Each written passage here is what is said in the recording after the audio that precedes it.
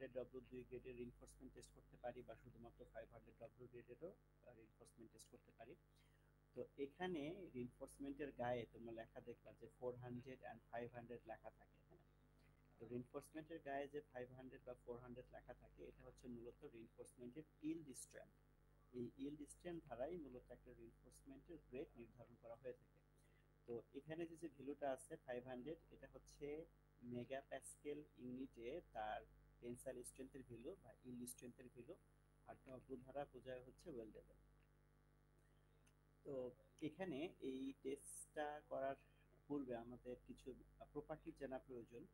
তো একটা মাইল্ড স্টিলের সাধারণত স্ট্রেস স্ট্রেন ডায়াগ্রাম, এই ডায়াগ্রামটা অনেক গুরুত্বপূর্ণ, পরীক্ষার জন্য গুরুত্বপূর্ণ, বিভিন্ন সময় পরীক্ষাতে আগে এসেছে, এমনকি বিভিন্ন চাকরির পরীক্ষাতে বা ভাইভাতেও এটার উপরে কোশ্চেন করা হয়, এবং এটার ভিতরে যে বিভিন্ন পয়েন্টগুলো আছে, যে পয়েন্টগুলো মূলত এখানে ডিসক্রাইব করা আছে, এইগুলো অনেক ইম্পর্টেন্ট, ক্লাস ভাইবার জন্য অনেক ইম্পর্টেন্ট।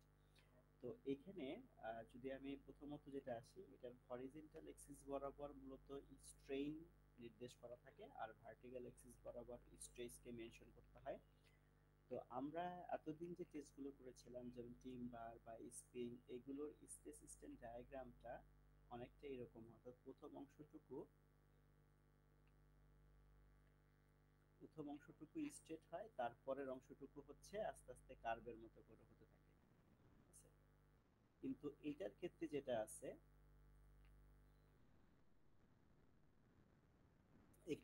একদম জিরো থেকে শুরু করে প্রথমত একটা নির্দিষ্ট লেভেল পর্যন্ত সেটা বাড়তে থাকে এবং সেটা স্ট্রেট হয়, তারপরে আস্তে আস্তে একটু কার্ভ হওয়া শুরু করে, কার্ভ হওয়ার পরে দেন এটা এক্সটেন্ড হয়, ঠিক আছে, নিচের দিকে এক্সটেন্ড হয়, দেন আবার নিচে নামার পরে এটা আবার উপরের দিকে এক্সটেন্ড হতে থাকে।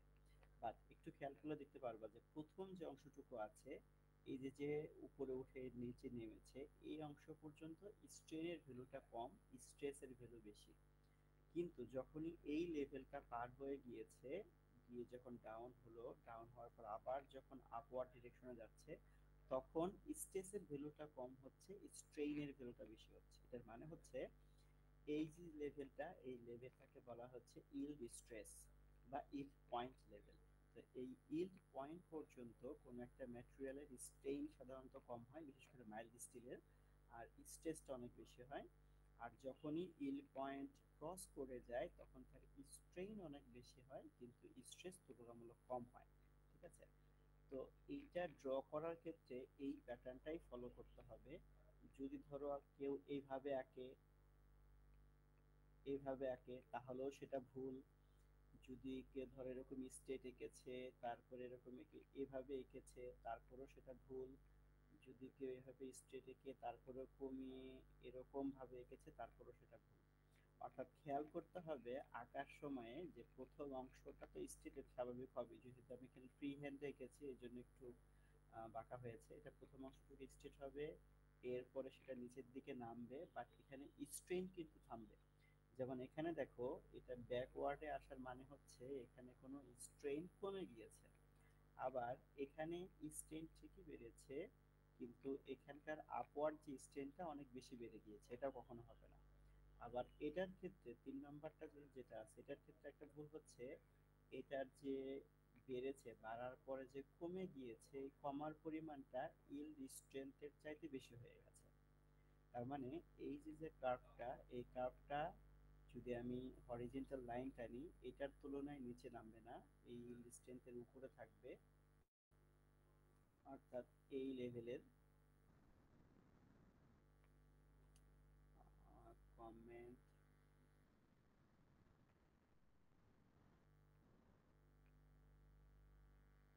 এই লেভেলের উপরে আছে, এটা উপরে থাকবে, এবং এই লেভেল থেকে এই স্ট্রেসের ভ্যালুটুকু কম হবে, স্ট্রেনের ভ্যালুগুলো বেশি হবে।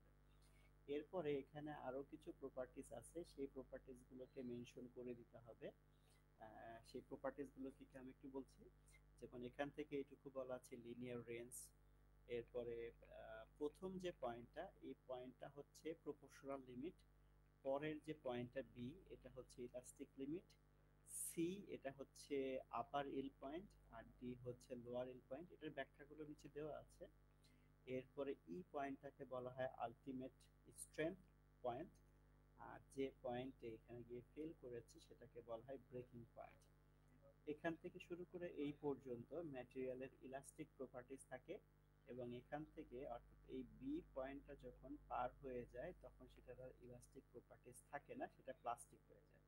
প্লাস্টিক বলতে ম্যাটেরিয়াল প্লাস্টিক না, এটা প্লাস্টিক প্রপার্টিজ হয় বেসিক্যালি। তো এই স্টেজ সিস্টেম ডায়াগ্রামটা খুব কেয়ারফুলি নিজেরা প্র্যাকটিস করবা, যেন এটাতে কোনো ধরনের জন্য ভুল না হয়, ঠিক আছে? আচ্ছা, এখন আসি এটার যে প্রপার্টিজ গুলো আছে, এই প্রপার্টিজ গুলোর ডেফিনেশন, এগুলো অনেক গুরুত্বপূর্ণ। আহ, এখানে যেটা আলোচনা করা আছে, when external forces are applied on a body made of engineering materials, the external forces tends to deform the body, while the molecular forces acting between the molecules offer resistance against deformation or displacement of the particles. যদি আমি সংক্ষেপে বলি যে যখন ম্যাটেরিয়ালের উপরে কোনো load প্রয়োগ করা হয়, প্রয়োগ করার সাথে সাথে এক্সটার্নাল ফোর্সের ফলে ওই ম্যাটেরিয়ালটা আস্তে আস্তে তার ডিফর্মেশন হতে থাকে, ঠিক আছে? তো একটা নির্দিষ্ট লেভেল আছে, যে লেভেল পর্যন্ত মূলত তার ডিফর্মেশন হলেও যদি লোডটাকে মানে রিলিজ করে দেওয়া হয় তখন সেটা পূর্বের অবস্থায় ফিরে আসে। আর একটা নির্দিষ্ট লেভেল আছে, যে লেভেলটা পার হয়ে গেলে তখন সেটা পূর্বের অবস্থায় ফিরে আসে না। তো এটার ডেফিনেশনটা মূলত যে এতটুকু জায়গার ভিতরে লেখা আছে, এই যে ইলাস্টিসিটি, হ্যাঁ, ডেফিনেশনটা এখানে লেখা আছে, elasticity is the property by virtue of which a material deformed under the load is unable to return to its original dimension when the load is removed. আর প্লাস্টিসিটি হচ্ছে ম্যাটেরিয়ালের এমন একটা বৈশিষ্ট্য যে ম্যাটেরিয়ালের উপর লোড প্রয়োগের ফলে যে ডিফর্মেশনটা হয়, লোড রিলিজ করলে সেটা আবার পূর্বের অবস্থায় ফিরে আসে। এটা হচ্ছে ইলাস্টিসিটির definition. If a body regains completely its original shape, it is said to perfectly elastic. আর প্লাস্টিসিটি কি? Plasticity is the converse of elasticity. A material in plastic state is permanently deformed by the application of load and it has no tendency to recover. তো প্লাস্টিসিটির যখনই কোনো ম্যাটেরিয়ালের elastic লিমিটটা পার হয়ে যায় তখনই মূলত তার প্লাস্টিক স্টেট শুরু হয় বা প্লাস্টিসিটি প্রপার্টিস হওয়া শুরু করে, এবং এই লেভেলে যখন চলে আসে কোনো ম্যাটেরিয়ালের লোড রিলিজ করলে সেটার পূর্বের অবস্থায় ফিরে আসে না। তো প্রত্যেকটা ম্যাটেরিয়ালের মধ্যেই মূলত একটা ইলাস্টিসিটি এবং প্লাস্টিসিটি এই দুইটা প্রপার্টিস থাকে।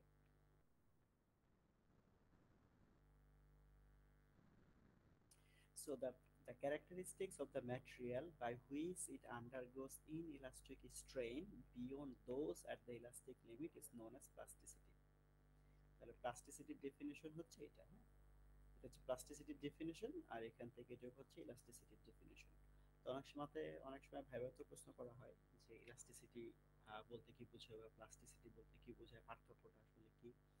তো এটা শুধুমাত্র মাইল্ড স্টিলের ক্ষেত্রেই যে প্রযোজ্য তা না, ইঞ্জিনিয়ারিং যত ধরনের ম্যাটেরিয়াল আছে সব ধরনের ম্যাটেরিয়ালের ভিতরেই মূলত ইলাস্টিসিটি এবং প্লাস্টিসিটি এই প্রপার্টিসটা থাকে।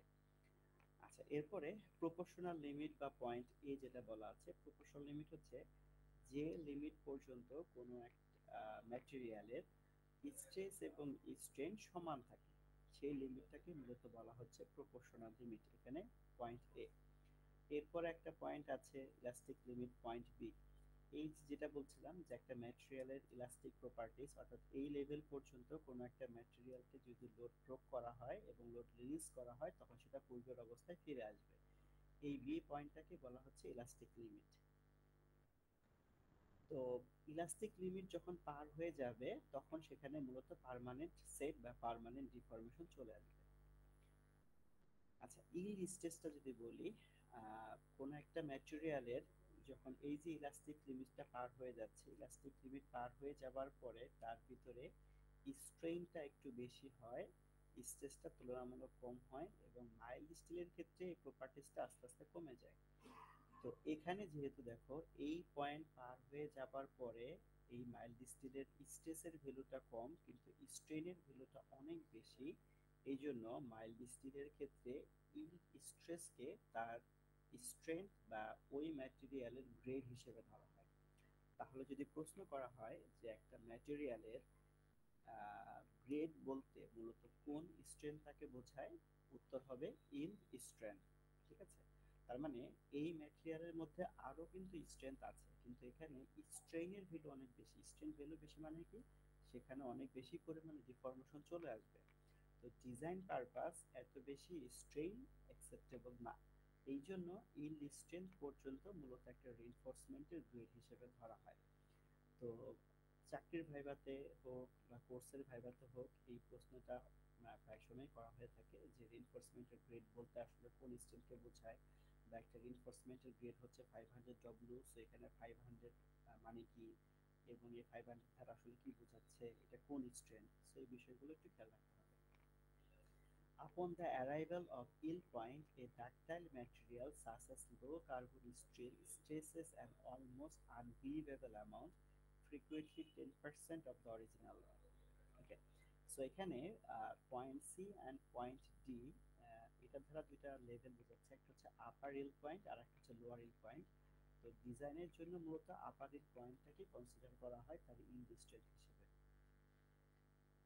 তো এই ইল্ড স্ট্রেন্থ মূলত অফসেট মেথডের মাধ্যমে নির্ণয় করা যায়। For materials having a stress strain diagram such as শোন in figure, those that do not exhibit A well defined point, অর্থাৎ যদি কোনো একটা ম্যাটেরিয়ালের এরকম ইল্ড পয়েন্ট স্পেসিফিকভাবে নির্ণয় করা না যায়, তখন সেই ক্ষেত্রে অফসেট মেথডের মাধ্যমে মূলত এই এই ইল্ড পয়েন্টটাকে নির্ণয় করা হয়ে যায়, known as the yield strength of the material.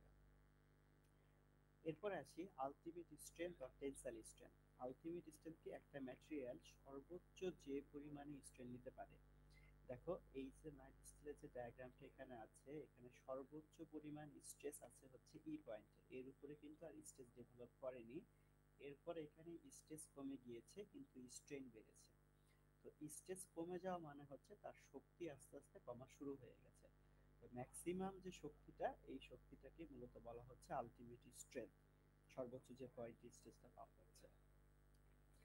So এই ডেফিনিশনগুলো মুখস্থ করবা, এই ডেফিনিশনগুলো গুরুত্বপূর্ণ। এরপর আসি ব্রেকিং স্ট্রেংথ। ব্রেকিং স্ট্রেংথ মানে কি, অর্থাৎ যে স্ট্রেংথ পার হয়ে যাবার পরে একটা ম্যাটেরিয়াল ফেল করে যাচ্ছে, অর্থাৎ ছিঁড়ে যাবে, সেটাকে মূলত বলা হচ্ছে ব্রেকিং স্ট্রেংথ। অর্থাৎ একটা ম্যাটেরিয়াল ধরো প্রথমত তার স্ট্রেংথ প্রায় 575 পর্যন্ত আসলো, তারপরে ধরো আস্তে আস্তে আবার কমে গেল, তো কমে কমে গিয়ে 550-তে গিয়ে সেটা ছিঁড়ে যেতে পারে। তো যে ফোর্সের ফলে সেটা ছিঁড়ে যাবে সেটাকে মূলত বলা হয় ব্রেকিং বা ফ্র্যাকচার বা রাপচার স্ট্রেংথ।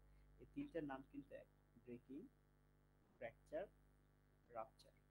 যেটা হচ্ছে পয়েন্ট এ, অর্থাৎ এই যে গ্রাফটা আছে, এই গ্রাফের শেষ যে পয়েন্টটা, যার পরে আর কোনো ধরনের স্ট্রেসও হয়নি, কোনো ধরনের স্ট্রেনও আসেনি। এরপর আসি strain hardening or work hardening বলতে কি বোঝায়।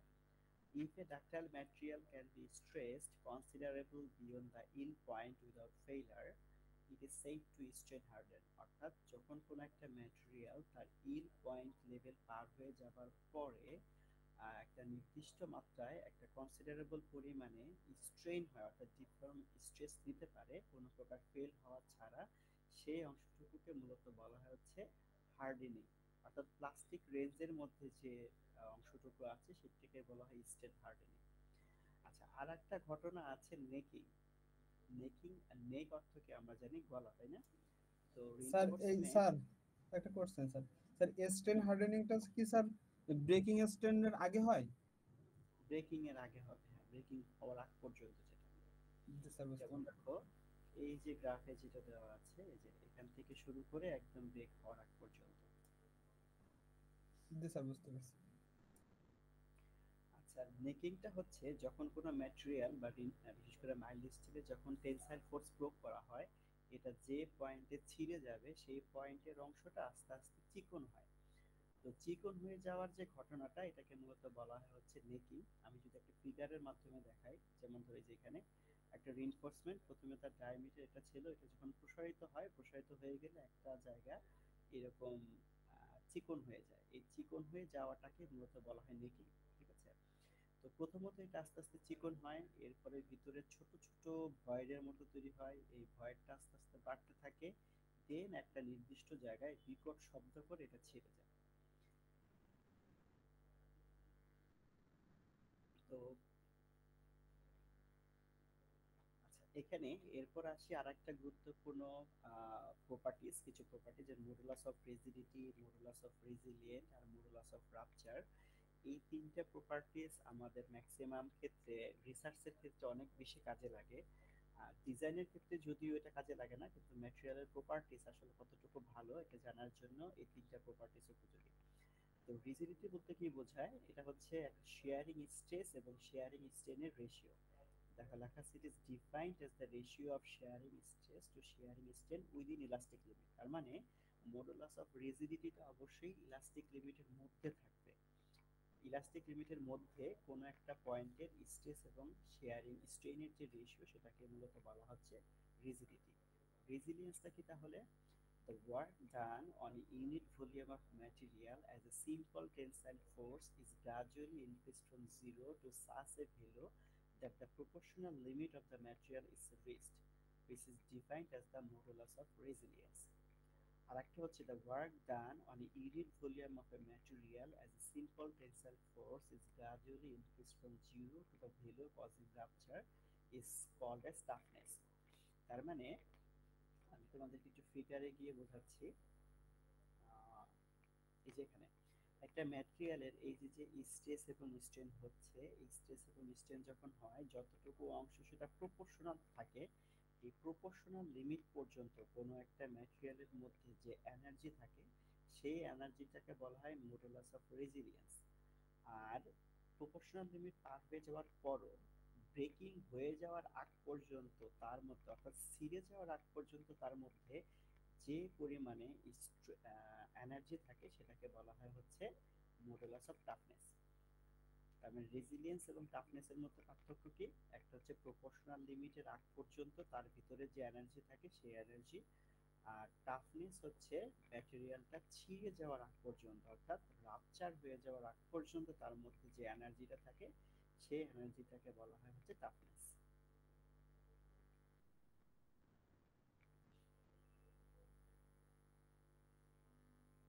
তো আমরা কিছুক্ষণ আগে যে একটা অফসেট মেথড নিয়ে আলোচনা করেছিলাম, এখানে যদি কোনো একটা ম্যাটেরিয়ালের ইল্ড লাইন বা ইল্ড স্ট্রেংথ আসলে কতটুকু সেটা যদি না বোঝা যায়, তখন এই অফসেট লাইনের মাধ্যমে আমরা এটাকে বের করতে পারি। যেমন এখানে একটা প্রপার্টিসের স্ট্রেস সিস্টেম ডায়াগ্রাম দেখানো আছে, এখানে কিন্তু ইল্ড স্ট্রেস বেড়ে এরপর আবার কমে যায়। যদি বেড়ে কমে যায় তাহলে এই পয়েন্টটা সহজেই নির্ণয় করা যায়, কিন্তু যদি বেড়ে আবার কমে না যায় তখন হচ্ছে 0.2% অফসেট মেথডের মাধ্যমে এই ইল্ড স্ট্রেংথের ভ্যালুটাকে নির্ণয় করা যায়।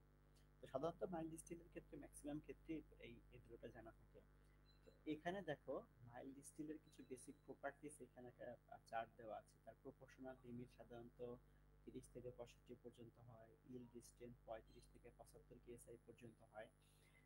এটা বাট আমাদের বাজারে প্রচলিত যেটা ইল্ড স্ট্রেংথ আছে সেটা আছে হচ্ছে 60, একটা আছে আর একটা হচ্ছে 72.5। আলটিমেট স্ট্রেংথ, তার মডুলাস অফ ইলাস্টিসিটি, স্টিলের মডুলাস অফ ইলাস্টিসিটি আমরা নর্মালি জানি 29,000 কেএসআই। এটা 29,000 থেকে 30,000 পর্যন্ত ভ্যারি করে, আমরা হিসাবের সুবিধার জন্য 29,000 ধরে নিই। এটার পয়সন রেশিও 0.2 থেকে 0.3 পর্যন্ত ভ্যারি করে। এই বিশেষ করে এই ভ্যালুগুলো একটু মুখস্থ রাখবা, ঠিক আছে? যে poison ratio, modulus of elasticity, এটা কিন্তু প্রায় ক্ষেত্রেই কাজে লাগে। আচ্ছা, একটা ম্যাটেরিয়ালের ডাক্টিলিটি সাধারণত কতটুকু হয়? ডাক্টিলিটিটা সাধারণত একটা ম্যাটেরিয়ালের 10% থেকে 35% পর্যন্ত হতে পারে। আর ম্যাটেরিয়ালের যে এরিয়াটা রিডাকশন হয়, অর্থাৎ তার যে ডায়ামিটার কমে গিয়ে চিকন হয়ে যাচ্ছে, নেকিং হচ্ছে, এটার পরিমাণটা সাধারণত 20% থেকে 60% পর্যন্ত হয়ে থাকে। বাট এখানে মুখস্থ করার জন্য তোমাদের গুরুত্বপূর্ণ হচ্ছে ইলাস্টিসিটির ভ্যালু এবং পয়সন রেশিওর ভ্যালু। ঠিক আছে, এই ভ্যালুগুলো একটু ভালো মতো খেয়াল রাখবা। তো এখানে কিছু ফেইলার প্যাটার্ন নিয়ে আলোচনা করা আছে, অর্থাৎ যখন কোনো একটা মাইল্ড স্টিল ফেইল করে, এটার ফেইলারটা ডাকটাইল হতে পারে, আবার ব্রিটেল হতে পারে। ঠিক আছে, তো ডাকটাইল এবং ব্রিটেল বোঝার উপায় হচ্ছে সেটা সমানভাবে অর্থাৎ সোজাসুজিভাবে ফেটে যাবে। আর আরেকটা হচ্ছে ব্রিটেল, ডাকটাইলের ক্ষেত্রে যেটা সেটা কিছুটা এবড়ো থেবড়ো হবে। তো মাইল্ড স্টিলের ক্ষেত্রে সাধারণত সেটা ব্রিটেল হয় না, সেটা ম্যাক্সিমাম ক্ষেত্রে ডাকটাইলই হয়। তো তো এই ডাকটাইলটা আবার কয়েকভাবে ডিফাইন করা যায়। একটা হচ্ছে কাপ কোণ। কাপ কোণ মানে হচ্ছে এটা এটা বিশেষ করে যে রিভার গুলো আছে সেই রিভারের ক্ষেত্রে এরকম ফেলার হয় না, বাট রিভার ছাড়া অন্যান্য যে মাইল স্টিল গুলো আছে সেই মাইল স্টিলের ক্ষেত্রে এরকম ফেলার হতে পারে।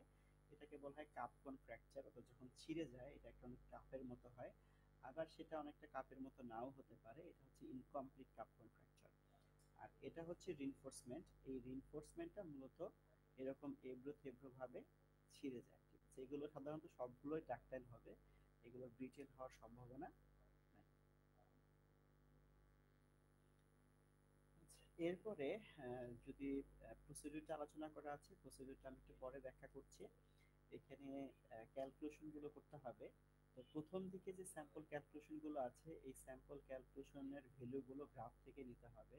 প্রপোর্শনাল লিমিট, ইলাস্টিক লিমিট, এটা হচ্ছে সবগুলো গ্রাফ থেকে আসবে। তো কিছুক্ষণ আগে আমি যখন গ্রাফে আলোচনা করছিলাম যে কোন পয়েন্টটা প্রপোর্শনাল লিমিট, কোন পয়েন্ট ইলাস্টিক লিমিট, তো তোমরা যখন টেস্ট করবা, টেস্ট করার পরে যে ডাটাগুলো পাওয়া যাবে সেই ডাটাগুলো দিয়ে যখন গ্রাফ ড্র হবে, ওই টিপিক্যাল গ্রাফের সাথে মিলিয়ে তোমাদের টেস্ট করার পরে যে গ্রাফটা পাওয়া যাবে সেই গ্রাফের থেকে এই ভ্যালুগুলোকে বের করতে হবে।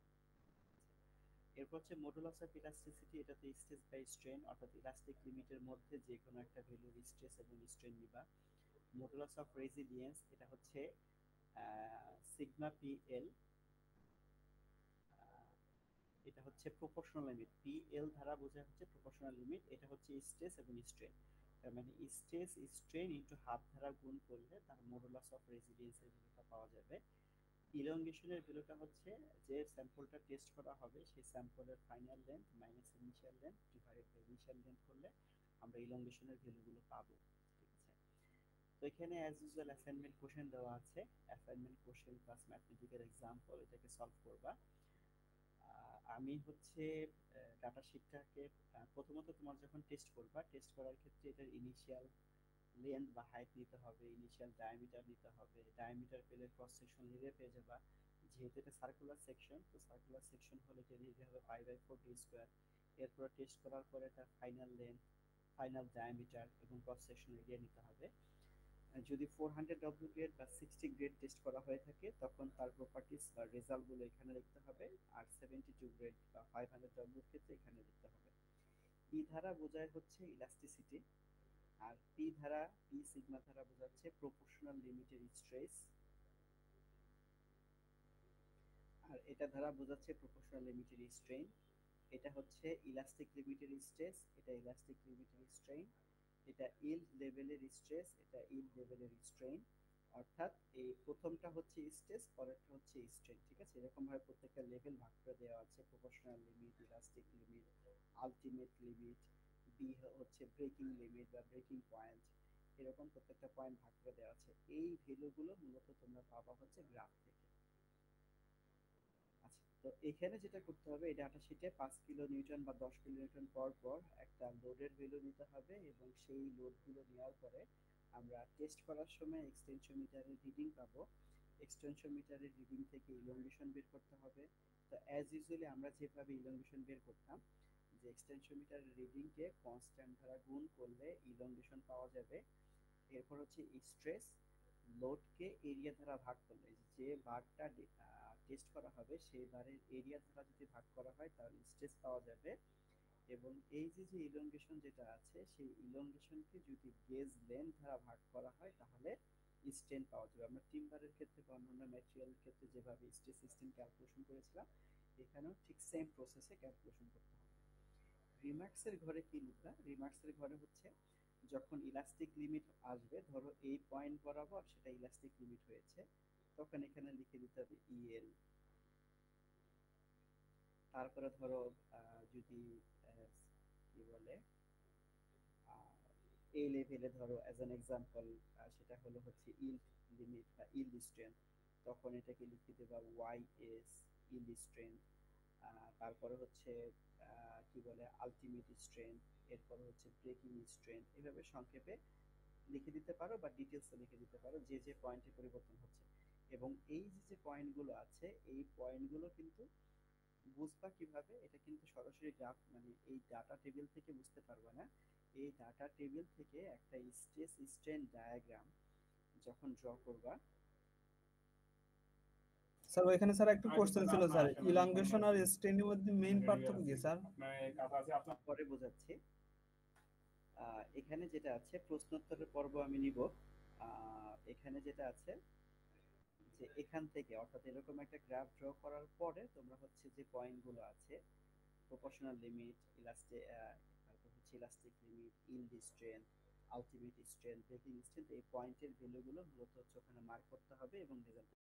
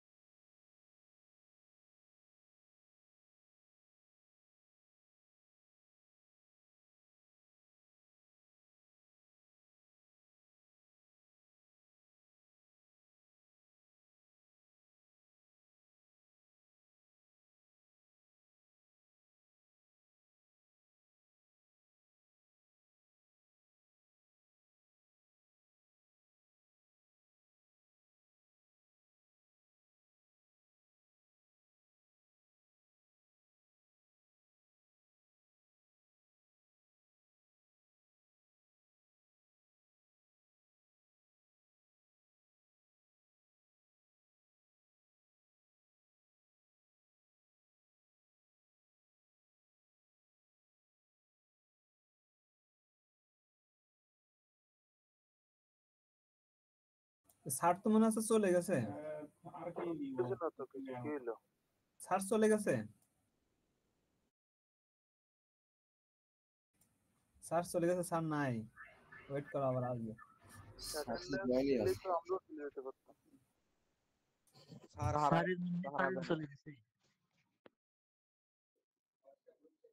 স্যার ভার্সিটিতে আছে, কারণ কিভাবে চলে যায়? আরে তো দুইটা তো পার্সেন্টেজ তাহলে একই আসবে, কোনটা? মানে পার্সেন্টেজ। হ্যাঁ, পার্সেন্টেজ একই আসবে, মানে পার্সেন্টেজ অফ ইলংগেশন আর বেসিক্যালি স্ট্রেন একই রকম আসবে। জি স্যার। তবে পার্সেন্টেজ অফ ইলংগেশন আর হচ্ছে স্ট্রেন, এই স্ট্রেনটার মানে হচ্ছে টোটাল স্ট্রেন। ঠিক আছে, আমরা কিন্তু প্রত্যেকটা এলিমেন্টে কিন্তু একটা একটা করে স্ট্রেন পাবো। যেমন ধরো এই যে আমাদের যে চার্টটা আছে, এখানে আমরা কি করতাম, আমরা যখন টেস্ট করে রেজাল্ট বের করতাম, এই যে ইলংগেশন, তারপর হচ্ছে স্ট্রেস এবং স্ট্রেন। তো ইলংগেশনকে যদি আমরা গেজ লেন্থ দ্বারা ভাগ করি তাহলে স্ট্রেন পাবো, তাই না? তাহলে স্ট্রেনটা কিন্তু প্রত্যেকটা স্ট্রেসের সাথে সাথে রিলেটেড। কিন্তু পার্সেন্টেজ অফ ইলংগেশন এটা মানে হচ্ছে টোটালটা, মানে একদম ইনিশিয়াল থেকে শুরু করে ফাইনাল পর্যন্ত। জি স্যার, বুঝতে পারছি। স্যার, হ্যাঁ, স্যার এই 4 নাম্বার এক্সপেরিমেন্টের ডিসকাশন পার্টটা কি ওখানে বলেছিলেন? ডিসকাশন পার্টটা আলোচনা করেছিলাম, হ্যাঁ। স্যার আবার একটু কাইন্ডলি বলবেন, মানে ওই সময় তো আচ্ছা ঠিক আছে, হয়তো বা হ্যাঁ প্রবলেম হতে পারে। আচ্ছা আমি একটু আবারও রিপিট করছি। এই ডিসকাশনের মধ্যে মূলত ম্যাটেরিয়ালের যে প্রপার্টিজ গুলো তোমরা এখানে পাবা, সেই প্রপার্টিজ গুলো নিয়ে আলোচনা করতে হবে। যেমন ইলাস্টিসিটি, আমরা মাইল্ড স্টিলের ইলাস্টিসিটির ভ্যালু জানি হচ্ছে 29,000 কেএসআই। যদি তোমরা টেস্ট করে যদি দেখো যে সেটা 29,000 কেএসআই এর কাছাকাছি আছে তাহলে সেটা ঠিক আছে, আদারওয়াইজ যদি কম থাকে তাহলে সেটা ডিসকাশনে হাইলাইট করবা। তারপরে ধরো একটা রিইনফোর্সমেন্ট, এটা হচ্ছে 500 ডব্লিউ গ্রিডের, হ্যাঁ, তার মানে তার ইল্ড স্ট্রেংথ হওয়ার কথা 500 মেগাপ্যাসকেল, কিন্তু তুমি টেস্ট করে সেটা ধরো 500 মেগাপ্যাসকেল পেলে না, পেলে হচ্ছে কম, তাহলে সেটা কমিটি লিখতে হবে যে এটা হচ্ছে অ্যাকচুয়াল যে স্ট্রেংথ হওয়ার কথা সেটার তুলনায় এটা কম শো করছে। তারপরে ধরো ইলংগেশন, যে পার্সেন্টেজ অফ ইলংগেশন, এই ইলংগেশনের ভ্যালুগুলো কত হওয়া প্রয়োজন। এই যে যেমন ধরো এই যে এখানে কিন্তু একটা স্ট্যান্ডার্ড লিমিট বলে দেওয়া আছে, কিছুক্ষণ আগে তোমাদের যে ভ্যালুগুলো দেখিয়েছিলাম, এই যে এখানে রিডাকশন অফ এরিয়া, ইলংগেশন, এটা কতটুকু হবে, সেই বিষয়গুলোর উপরে মূলত এটাকে হাইলাইট করতে হবে। ঠিক আছে, সাধারণত ডাক্টিলিটি বা ইলংগেশন 10 থেকে 35% পর্যন্ত হতে পারে। যদি দেখো যে ইলংগেশন অনেক বেশি হয়ে গেছে, তার মানে সেটা অ্যালাউড লিমিটের বাইরে চলে গেছে। মানে স্যার স্ট্যান্ডার্ডের সাথে আলোচনা করব, স্ট্যান্ডার্ড, এটা পাবো। হ্যাঁ স্ট্যান্ডার্ডের সাথে কম্পারিজন। স্যার কম্পারিজন করবে, বাট স্যার ভ্যালু নিয়ে, ভ্যালু তো আমরা ডিসকাশনে লিখব না। ডিরেক্ট ভ্যালু লিখবা না, কম্পেয়ার করে কতটুকু কম হলো কতটুকু বেশি হলো মানে যে যা যা আছে স্যার ওই মানে আমার রেজাল্টের পার্টে, তাই না স্যার? হ্যাঁ হ্যাঁ রাইট। মূলত হয় কি, যেমন ধরো ডিসকাশনের ক্ষেত্রে আমরা যখন একাধিক ম্যাটেরিয়াল টেস্ট করি বা একাধিক মেথড অ্যাপ্লাই করি তখন মেথডগুলোর মাঝে কম্পারিজন দেখাই, ঠিক আছে? এখন ধরো তুমি একটা একটা স্যাম্পলকে একাধিক মেথডে টেস্ট করা, যেমন আমরা টিম্বারের ক্ষেত্রে অনেক সময় 1 পয়েন্ট টেস্ট করেছি, 2 পয়েন্ট টেস্ট করেছি, কম্প্রেশন করেছি, টেনশন করেছি, স্টিফনেসের ক্ষেত্রে কম্প্রেশন করেছি, টেনশন করেছি। যখন মেথড ভিন্ন হয় তখন মেথডগুলোর মাঝে কম্পারিজন করতে হয়। আর যখন মেথড একটা থাকে কিন্তু ওই একটা মেথডের মাধ্যমে মধ্যে একাধিক ডায়ামিটারের স্যাম্পল থাকে বা একাধিক স্যাম্পল সাইজ থাকে তখন ডিফারেন্ট স্যাম্পল সাইজের মধ্যে কম্পারিজন দেখাতে হয়। আবার দেখা গেল যে একটাই মেথড একটাই সাইজ, অন্য কোনো সাইজ নাই, তার মানে সাইজের ভিতরেও কম্পারিজন করা যাচ্ছে না, আবার ম্যাটেরিয়ালের ভিতরেও কম্পারিজন করা যাচ্ছে না। তখন যেটা করতে হয় ম্যাটেরিয়ালের প্রপার্টিজ গুলোর ভিতরে কম্পারিজন দেখাতে হয়, যে এই যে ম্যাটেরিয়ালের প্রপার্টিজ গুলো পাওয়া গেল এটা স্ট্যান্ডার্ড যেটা আছে সেটা অনুযায়ী আছে কিনা, তার যদি না থেকে থাকে তাহলে কতটুকু ডেফিসিয়েন্সি আছে।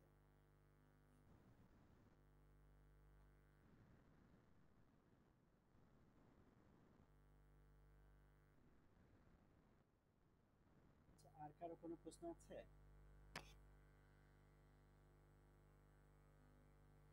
স্যার 9 নম্বর এক্সপেরিমেন্ট থেকে কোনো কোশ্চেন করতে পারবো? হ্যাঁ করতে পারো। আচ্ছা এর আগে আর একটু বলে রাখি, তোমাদের A1 সেকশন যারা, এরা ওদের হচ্ছে 9 নম্বর এক্সপেরিমেন্ট, আমি সেদিন গত ক্লাসে 2টা এক্সপেরিমেন্ট আলোচনা করেছিলাম, এর মধ্যে 9 নম্বর এক্সপেরিমেন্ট যেটা, সেটা 9 নম্বর এক্সপেরিমেন্টটা আমাদের ল্যাবে করার ফ্যাসিলিটিস নাই। তো এই জন্য 9 নম্বর এক্সপেরিমেন্টের একটা ডাটা শিট আমি হচ্ছে ইয়েতে দিয়ে দিয়েছি, ঠিক আছে? বিএলসিতে দেওয়া আছে 9 নম্বর এক্সপেরিমেন্টের আন্ডারে। তো সেখান থেকে ডাটা শিট গুলো দেখে তোমরা ওইটা একটু ফিল আপ করবে। জি স্যার। ডাটা শিটে ডিটেইলস রেজাল্ট দিয়ে দেওয়া আছে, আমি রেডি হচ্ছিলাম। ক্যালকুলেশন করবে এবং এটা ক্যালকুলেশন করে আগামী সপ্তাহে এটা জমা দিবা, ঠিক আছে? স্যার যে ডাটা দেওয়া আছে ওইটার উপরেই আমরা ক্যালকুলেশনটা করব। রাইট, ওই ডাটার উপরেই ক্যালকুলেশন করবা, ডিসকাশন লিখবা, দেন হচ্ছে এটা নেক্সট ক্লাসের দিন জমা দিবা ওকে স্যার। আগামী সপ্তাহে। স্যার আমাদের ল্যাব পারফরম্যান্সটা কি নেক্সট উইকে হবে নাকি তারপরের উইকে হবে? আচ্ছা যেহেতু এখানে সবাই আছো এটা অ্যানাউন্সমেন্ট করে দিয়েছি, যেহেতু আমাদের হাতে সময় নাই, তোমাদের নেক্সট একটা কুইজ নেই ল্যাব পারফরম্যান্সের, আগে একটা কুইজ নিব, সেই কুইজটা কোন কোন এক্সপেরিমেন্টের উপরে দেওয়া যায়। তোমাদের এক্সপেরিমেন্ট হচ্ছে 1 2 3 তিনটার উপরে বোধহয় কুইজ হয়েছে, তাই না? জি স্যার। জি স্যার। ঠিক আছে, 4 নম্বর তো আজকে আলোচনা করলাম, 4 নম্বরটা বাদে স্যার আমাদের কি কালকেও বন্ধ? কালকের ব্যাপারে এখন কোনো নোটিশ পাইনি, নোটিশ পাওয়ার আগ পর্যন্ত বোঝা যাচ্ছে না যে অনলাইনে হবে না অফলাইনে। স্যার কোন কোন এক্সপেরিমেন্ট বললেন বুঝিনি। এখন এক্সপেরিমেন্ট বলিনি, আমাদের কুইজের জন্য আমরা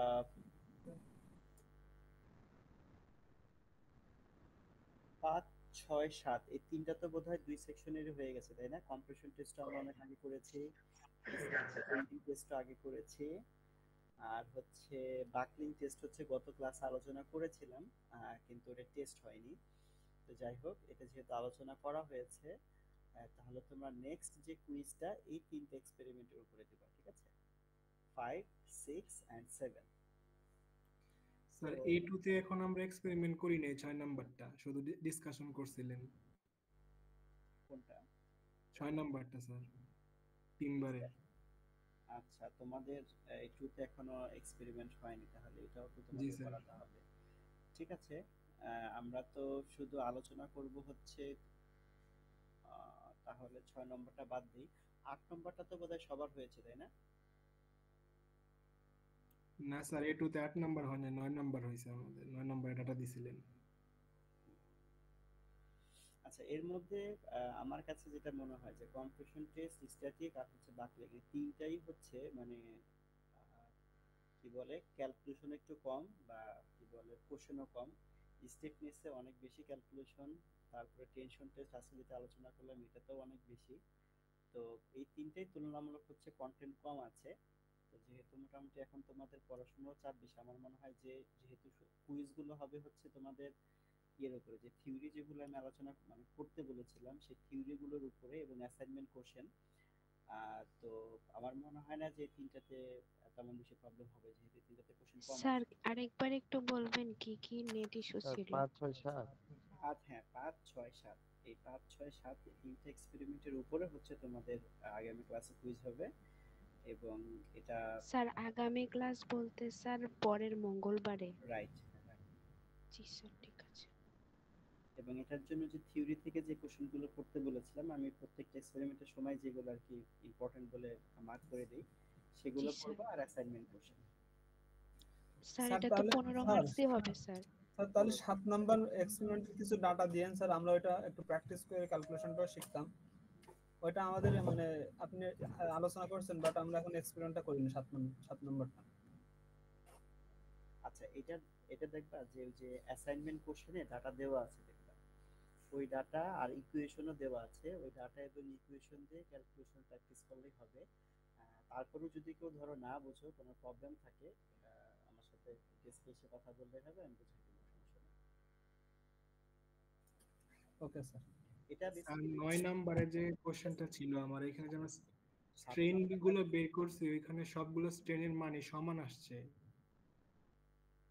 যেরকম রডের dia divided by mandrel dia দিয়ে ভাগ দিলে সবগুলো স্ট্রেনই সমান আসছে। হ্যাঁ, ঠিক একই রকম আসবে, কারণ ম্যান্ডেল ডায়া হচ্ছে রডের ডায়ার হচ্ছে 6 গুণ। তাহলে জি স্যার। রডের ডায়ার যদি 6 গুণ হয় সবগুলা, যেমন 10 মিলি হলে তার 6 গুণ, 12 হলে 10 মিলি, তার মানে স্টিল সেই ক্ষেত্রে সবগুলো সেমই আসবে। জি স্যার। সেম আসছিল বলে একটু কনফিউশন হয়ে গেছিল যে আদৌ সেম আসবে কিনা। আচ্ছা ঠিক আছে, এটা সেমই হবে, টেনশনের কিছু নাই। আচ্ছা, বাকলিং টেস্ট যেটা, এটা তোমরা অলরেডি বোধহয় তোমাদের থিওরি কোর্সেও করেছো, ওই যে ফিক্স সাপোর্ট কন্ডিশন বা হিল সাপোর্ট কন্ডিশনে যদি থাকে তাহলে তার ক্রিটিক্যাল লোডের ভ্যালুটা কত, ওই থিওরি কোর্সের মতোই। তারপরেও দেখবা যে অ্যাসাইনমেন্ট কোশ্চেনে একটা কোশ্চেন দেওয়া আছে, আর প্যাটার্নটা ওই রকমই হবে ওইটা অনুযায়ী, এবং ফর্মুলাগুলো ভিতরে থিওরিতে আলোচনা করা আছে, ওইটা দিয়ে ক্যালকুলেশন প্র্যাকটিস করো। যদি প্রবলেম হয় আমার সাথে আলোচনা করলে আমি এটা বুঝিয়ে দেবো, ঠিক আছে? ঠিক আছে স্যার। হ্যাঁ আচ্ছা ঠিক আছে, তোমরা যারা ক্লাসে উপস্থিত আছো তারা তোমাদের স্টুডেন্ট আইডি গুলো এই চ্যাট বক্সে লিখে দাও। স্যার আমাদের ল্যাব রিপোর্ট গুলো তো এখনো ল্যাবেই আছে, ওগুলো কি দেখা হয়েছে স্যার? হ্যাঁ, এর আগের সপ্তাহে যেগুলো জমা ছিল সবগুলো দেখা হয়ে গেছে, তোমরা যেদিন ক্লাসে আসবা মানে অফলাইনে, সেদিন এগুলো কালেক্ট করে নিতে পারবা। Okay sir, thank you. আর ক্লাসের আলোচনা এই পর্যন্তই শেষ। স্টুডেন্ট আইডি যদি কেউ লিখে থাকো তাহলে চাইলে সে লিভ নিতে পারো, আর যদি কারো কোনো প্রশ্ন থাকে তাহলে সে প্রশ্ন করতে পারো।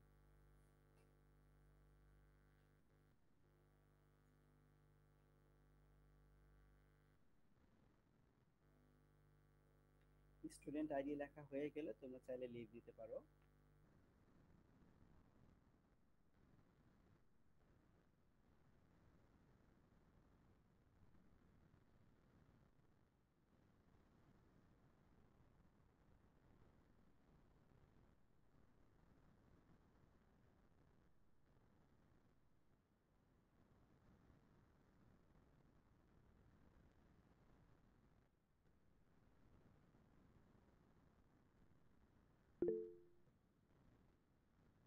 সাদিয়া জাহানের মনে হয় কোনো প্রশ্ন আছে, বলতে পারো। স্যার আমার ফোনটা না হ্যাং হয়ে গেছে স্যার, আমি লিখতে পারছি না। তোমার আইডি কত? 032? স্যার জি স্যার। স্যার 033, আমি কমেন্ট করতে পারতেছি না।